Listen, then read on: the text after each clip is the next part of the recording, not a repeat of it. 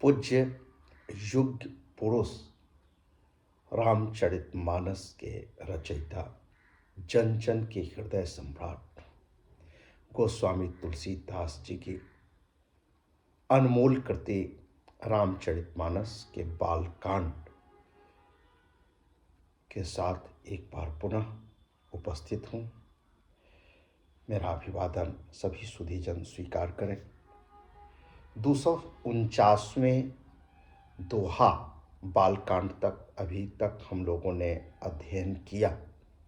इसमें हम लोगों ने देखा कि किस प्रकार से रंगमंच पर धनुष रखा हुआ है, दरबार सज चुका है, सीता जी पधार चुकी हैं, राम लक्ष्मण विश्वामित्र, समाज के प्रबुद्ध लोग, समाज के आम जन, सभी लोग उसमें उपस्थित हैं। धनुष भंग का प्रसंग चल रहा है। इसी बीच राजा जनक ने भांटों को बुला करके कहा कि मेरा जो प्रण है वो तमाम दर्शकों को, आए हुए पूज्य अतिथियों को सुनाए। आगे कहते हैं गोस्वामी तुलसीदास जी कि नृप भुज बलु विधु सेव धनु राहु, गरुव कठोर विदित सब काहू, रावनु बानु महाभट भारे, देखी सरासन गवहीं सिधारे। राजाओं की भुजाओं का बल चंद्रमा है, शिव जी का धनुष राहु है, वह भारी है, कठोर है, यह सबकी जानकारी में है, सभी इसे जानते हैं। बड़े भारी योद्धा रावण और बानासुर भी इस धनुष को देखते ही गांव से चुपचाप, कोई उनकी तरफ देखे नहीं, चलते बने।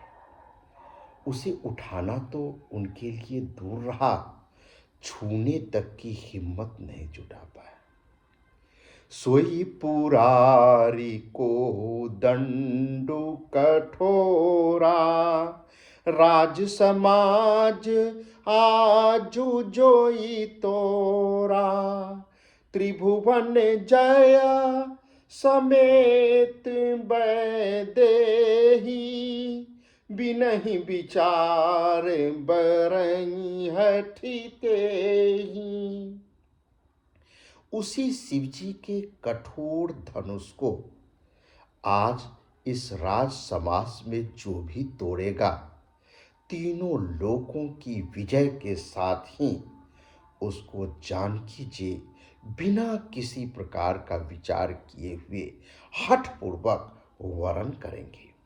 सुनिपन सकल भूप अभिलाषे, भटमानी अतिशय मन रामाखे, परिकर बांधी उठे अकुलाई, चले इष्ट देवन सिरुनाई। प्रण सुनकर सब राजा ललचा उठे। जो वीरता के अभिमान में थे वे भी मन ही मन बहुत तमतमाए, कमर कसकर अकुलाकर उठे और अपने अपने इष्ट देवों को प्रति श्रद्धा से सिर नवाकर अपनी अभिलाषा पूर्ण करने के लिए आगे चले। तमकिता के तके शिव धनु धरही, उठई न कोटि भांति बलु करही, जिनके कछु विचारु मन माही, चाप समीप महीप न जाही। वे तमक कर बड़े ताव से शिव जी के धनुष की ओर देखते हैं और फिर निगाह जमाकर उसे पकड़ते हैं। करोड़ों भांति से जोर लगाते हैं पर वो उठता ही नहीं। जिन राजाओं के मन में कुछ भी विवेक है वे धनुष के पास ही नहीं जाते। तम की धरही धनु मूढ़ नृपा, उठई न चलहि लजाय। मनहु पाई भट बाहुबलु, अधिको अधिको गरुआई।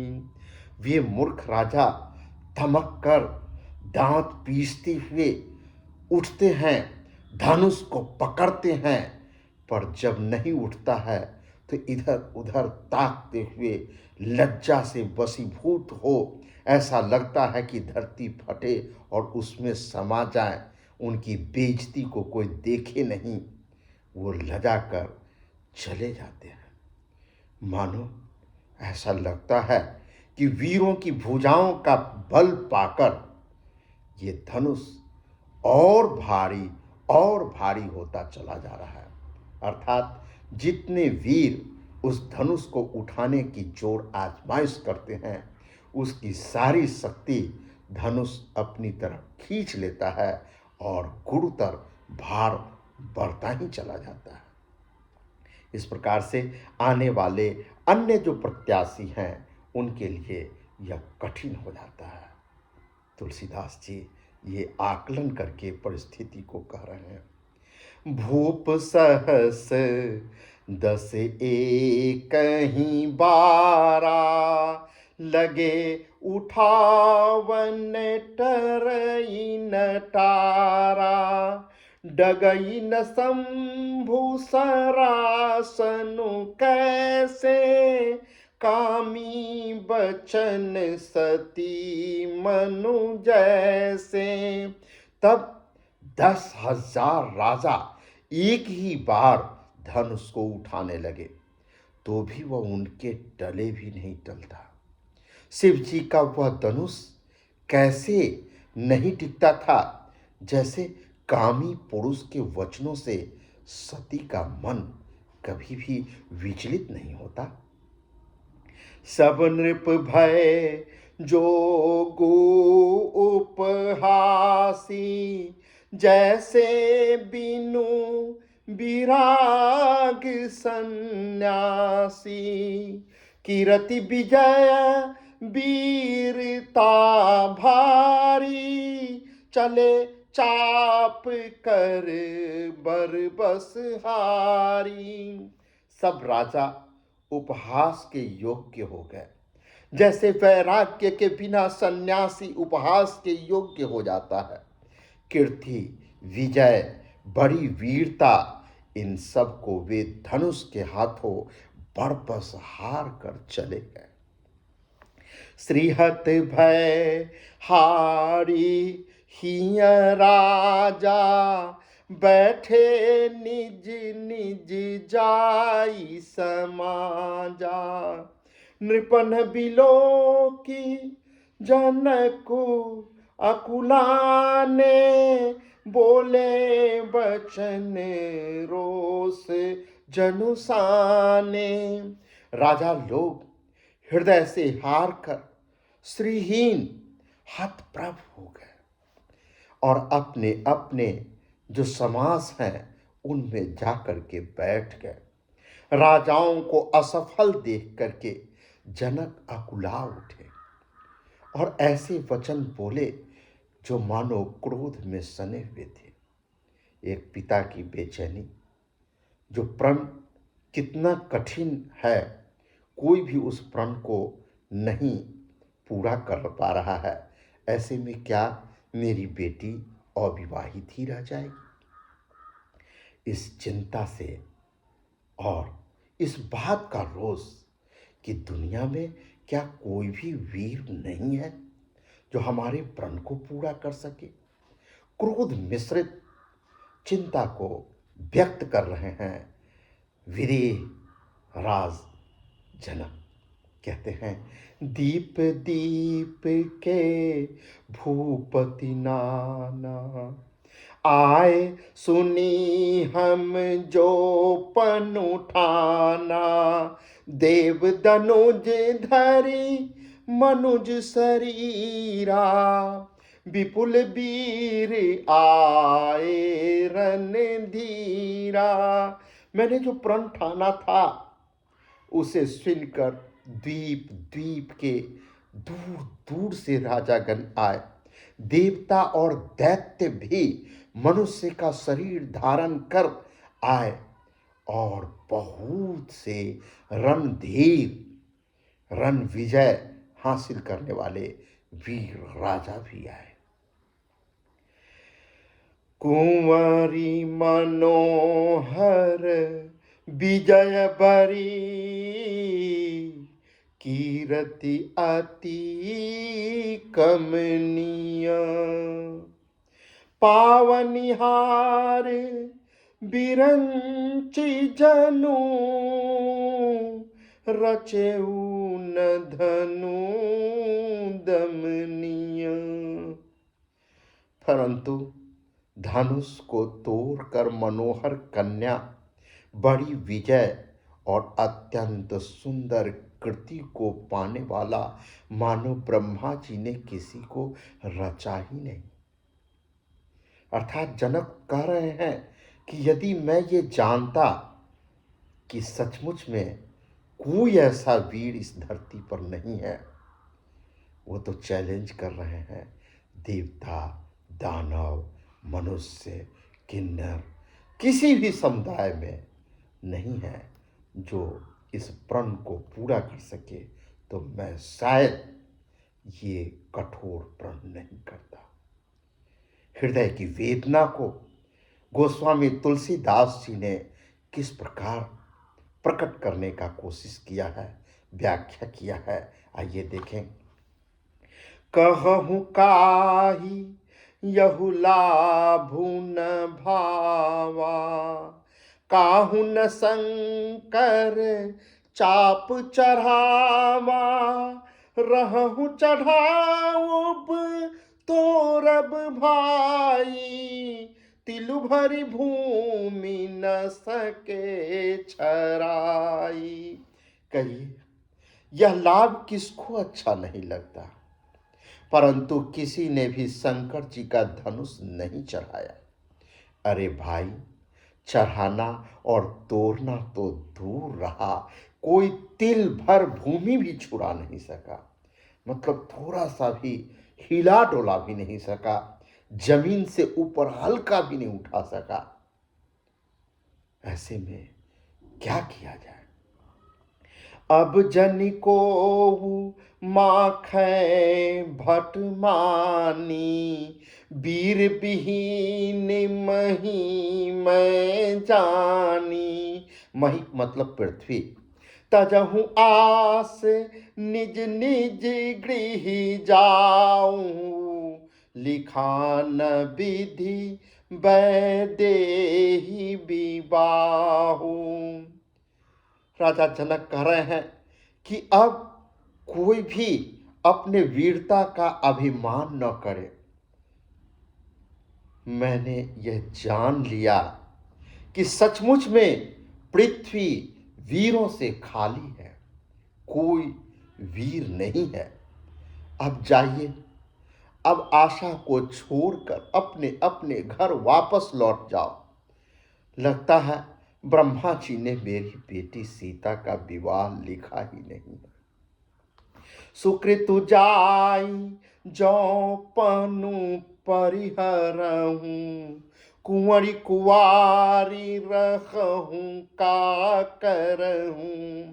जो जनते हूँ बिनु भट बुभी भाई, तो पनु करी होते न हसाई। यदि प्रण छोड़ता हूं तो पुण्य जाता है, और इसलिए क्या करूं? कन्या मतलब बेटी कुंवारी ही रहे। यदि मैं जानता कि पृथ्वी वीरों से शून्य है तो प्रण करके उपहास का पात्र कभी नहीं बनता। जनक बचन सुनी सब नर नारी, देख जान की ही भय दुखारी। माखे लखनु कुटिल भई भाहे, रदपट फरकत नयन रिसय है। जनक के वचन को सुन करके जनकपुर के सारे स्त्री पुरुष अपनी बेटी जानकी को देख करके दुखी हो गए, परंतु लक्ष्मण जो क्रोधी स्वभाव के माने गए हैं, शेषनाग के अवतार हैं, रामचंद्र भगवान के अनुज हैं, वो बर्दाश्त नहीं कर पाए ये सुनना कि ये पृथ्वी वीरों से शून्य है, वीरों से खाली है, कोई भी ऐसा नहीं है। वो तमतमा उठे और जैसे ही उनका गुस्सा बढ़ा, क्रोध से उनकी भौहें टेढ़ी हो गई, ओठ फरकने लगे और आंखें क्रोध से लाल हो गई। कही न सकत रघुबीर डर,